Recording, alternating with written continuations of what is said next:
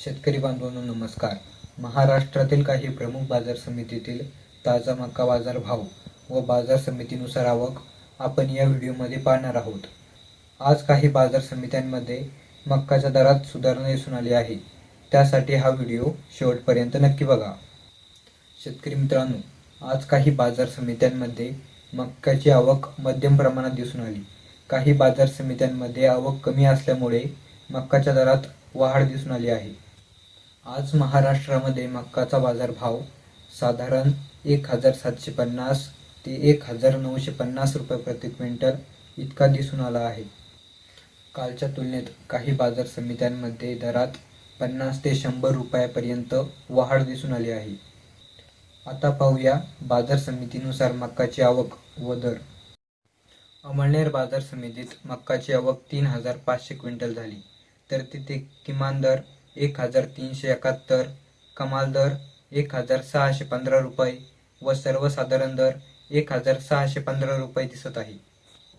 लासलगाव निफाड बाजार समितीत मक्काची आवक 417 क्विंटल झाली व तिथे किमान दर 1251 रुपये, कमाल दर 1788 रुपये व सर्वसाधारण दर 1675 रुपये मिळाला आहे.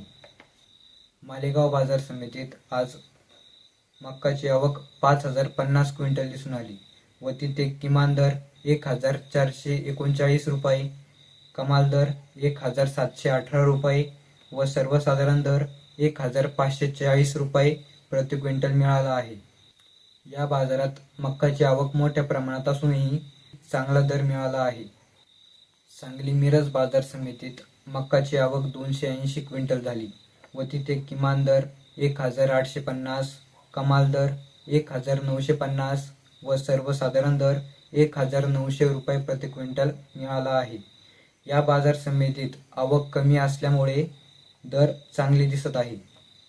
त्याचबरोबर जालना बाजार समितीत कमाल दर 1675 रुपये, शिरपूर बाजार समितीत 1513 रुपये, मलकापूर 1560 रुपये, छत्रपती संभाजीनगर 1575 रुपये, धुळे 1511 रुपये, सिल्लोड 1500 रुपये, बुलढाणा धाड 1600 रुपये, कोपरगाव 1628 रुपये तसेच भोकरदन बाजार समितीत 1550 रुपये कमाल दर आज मक्काला मिळाला आहे.